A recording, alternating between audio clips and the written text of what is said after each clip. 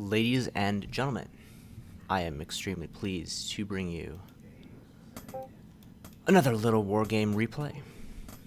It is going to be DragonArcherZ versus Slammer for myself, yours truly, at another exciting LE game. And this game, as we see both players starting up, let's make sure the sound isn't too loud for you fine people. This is going to be on patch 3.1, which is the new patch. This is a bit of a sneak preview because this game was played before the patch has gone live, but pretty much everything you see here will be from the newest patch. Significantly, you're going to see some ballistay changes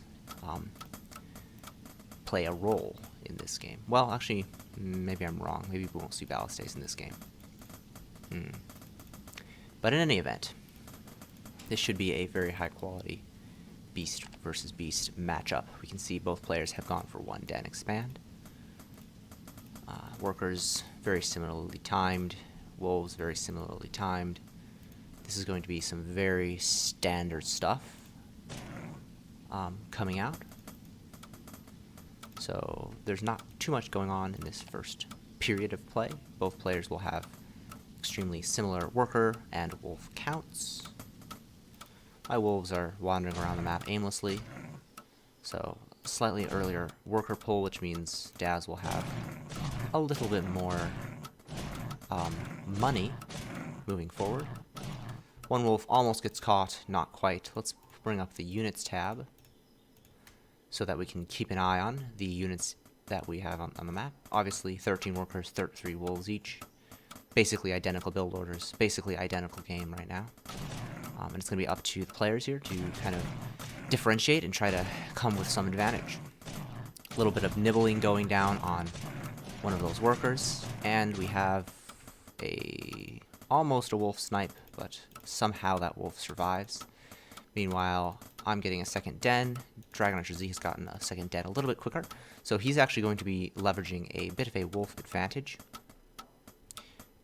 We're not sure what happened here. I right-clicked down with my wolves, but for some reason one of the wolves decided to spaz out. Not sure what happened. But I'm down 3 wolves, which is a little bit uncomfortable. I'm going to have to maybe pull some workers to defend this. And already we can see a slight supply lead for DragonArcherZ because he had that faster den.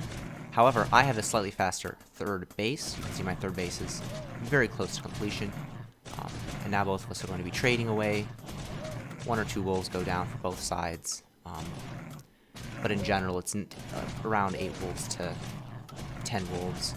Some of those wolves are across the map. Some of these wolves are going to die. So it's a pretty even, equal trade. I'm taking a little bit of mining time off a couple workers. So I'm going to be behind very slightly in gold. But if we look at income tab, it's on the order of 100 gold difference. And DragonArcherZ has actually lost a couple more wolves than I have. So in the end, it's a very even game. So the next part of this game that we'll have to look at is tech choices. Neither of us have gone for dragons as of yet. We're both going for much faster bases. Daz is going to be opening up with that snake charmer and getting his 3rd den. I already have my 3rd den on the way, but I'm getting a 4th den before snake charmer. So I'm going to be a little bit heavier on wolves, and my snakes are going to come in slightly later. Meanwhile, when we look at units count, it's 23 workers to 23. So this game could not be any more equal than really you could imagine. 12 wolves to 14 wolves, like a tiny wolf count advantage. And that's the reason that I'm taking this fight with my workers. Again, losing a little bit of mining time, but you shouldn't be too afraid of that. I'd rather kill these wolves and not really have to stress about it. This trade was definitely favorable for me. I killed quite a few wolves kind of for free here. He even leaves some wolves kind of to wander and die. And in the end, if we look at income, DragonArcherZ has kind of got about I guess a 100 to 200 gold lead, but he has also had to pull stuff off of mining. So in general, it's basically a dead even game. Now both of us have been throwing down snakes. This is at 6:45. We see DragonArcherZ throwing down his upgrades. I've gone for an advanced workshop.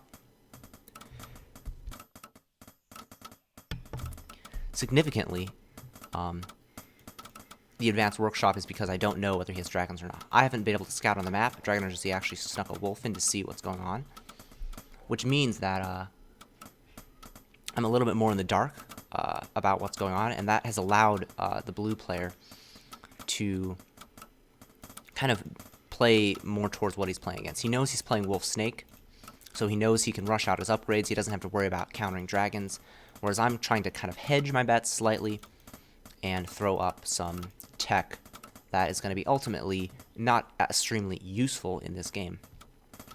To some extent, although I am able to make some use of these drops, as we're going to see in slightly more time. So now DragonArcherZ is trying to flux on the map with his snake counts. We can see it's 10 snakes and 9 wolves to 15 wolves and 4 snakes. A lot of those snakes are not necessarily across the map.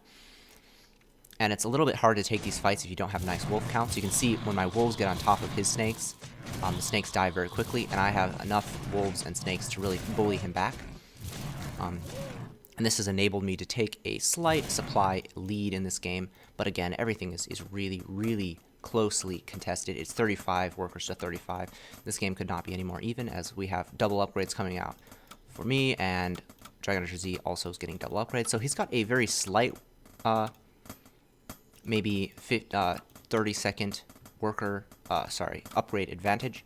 However, I'm going to be throwing down a slightly faster 4th base, and in general, it's a pretty evenly contested game. We're going to see a drop coming out for the airship, going to try to harass. DragonArcherZ is throwing down a castle, a fortress upgrade on his castle, which will allow him to get to dragons. If we take a look at the wolf den count, it is going to be 6 den against 1, 2, 3, 4, 5, 6 den on our side of the map. And DragonArcherZ is getting ready to posture. It is 102 supply to 102 supply. Pretty evenly fought game. Bit of a mistake on my part not shepherding this worker a little bit more. That's going to cause that castle to be delayed. Meanwhile, my snakes drop out. Only 5 snakes can fit in a dropship. So the DPS is not amazing, but I am going to target down one of the advanced animal testing labs. And DragonArcherZ is going to shark in with a force of wolves and snakes to try to do some damage on the other side of the map.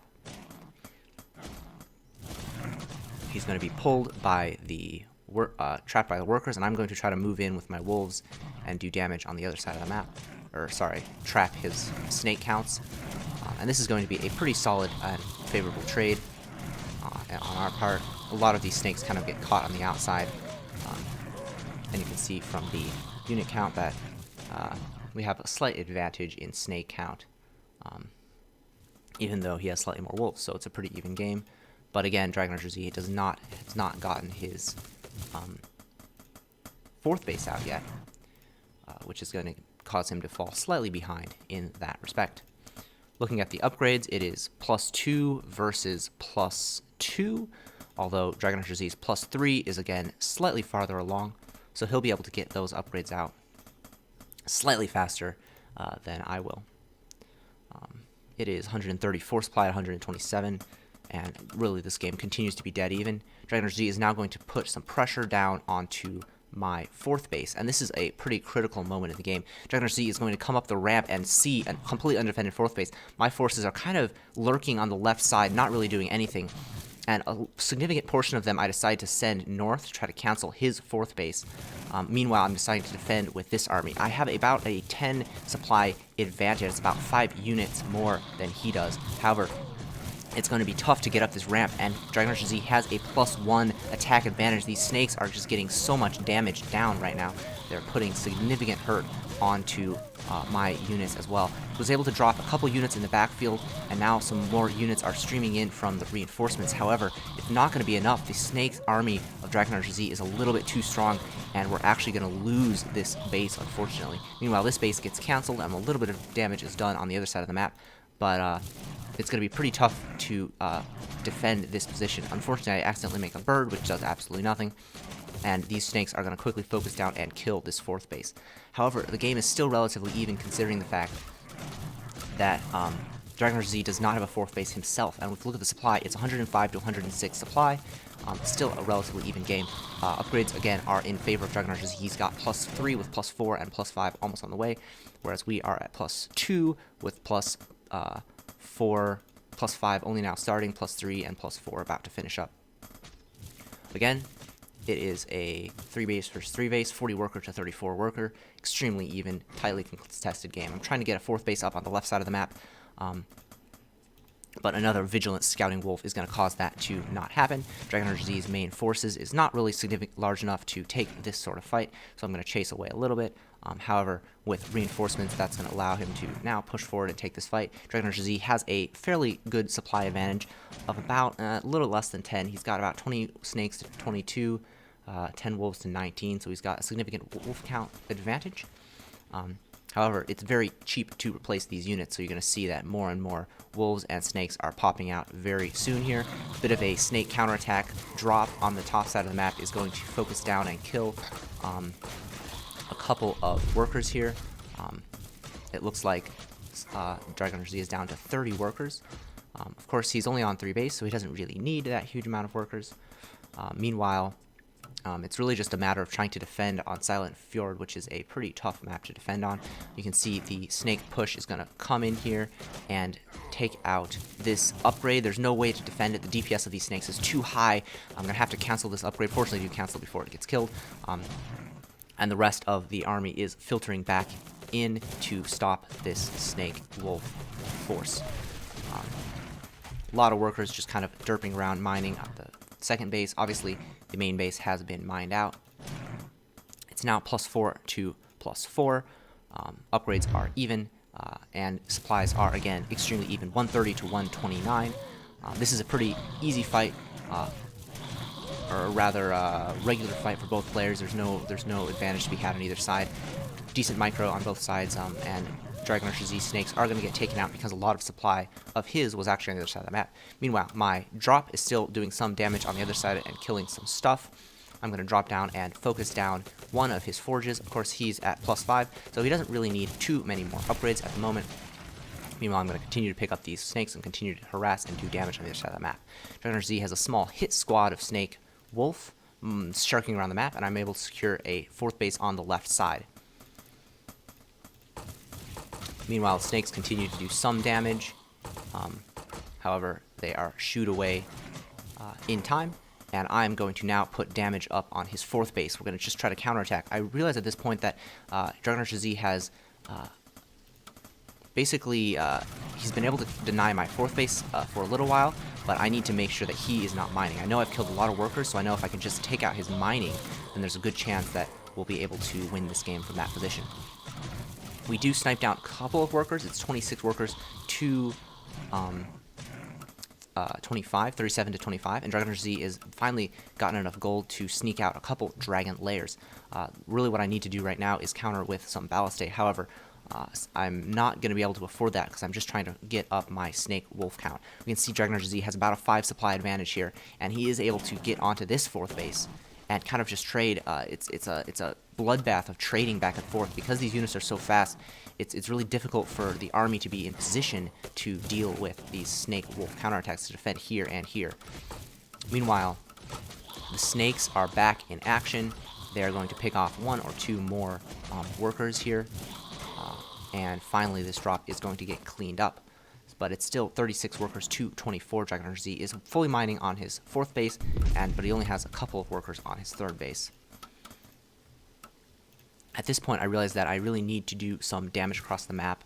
I've lost a 4th base. I'm re-securing it, but I need to try to counterattack with the wolf snake army that I have. Now, because DragonArcherZ has gone for the dragons, he has cut his armor upgrades. So you can see that I'm at +5 +1 with +2 armor on the way, which is going to make my snake wolf slightly superior to his snake wolf for the time being. However, if we look at the income tab, total mined, I'm up by about 200 gold, but currently DragonArcherZ has 1,200 to 600, so he's doubling the income at the moment. And now his wolf snake gets into the 3rd base and is able to temporarily halt mining. However, his army is completely out of position, so the wolf snake is going to just walk in and slaughter this base. You can see how quickly +5 snakes are going to kill this castle. +5 snakes are one of the highest DPS units in the game. They fire extremely quickly. And if we go back to the units tab, we can see that it's 24 workers to 28. The economies are still relatively equal. These snakes are going to click on the castle. It looks like they're not going to quite kill it because DragonArcherZ barely gets her out in time. However, these snakes are going to get jumped on, and I'm going to be able to sneak out with a significant amount of units here. Another small wolf counterattack is sharking across the map, and DragonArcherZ now takes a pretty nice advantage in this game. He's able to finally take a 120 to 100 supply advantage, and some of these slower snakes are going to get caught by the faster wolves of DragonArcherZ. However, you're going to see that these snakes are still pretty beefy units. They're going to have +2 in a second. And really, it's a matter now of trying to deal with the dragons that DragonArcherZ has been squeezing out into his army, because these dragons are the king of beast versus beast. The only thing that can dethrone the king are ballistas. So it's going to be a question of whether I can sneak out any ballistas to counter this force of beast units. Now, these wolves are going into a choke point. They're going to get totally butchered by the snakes here.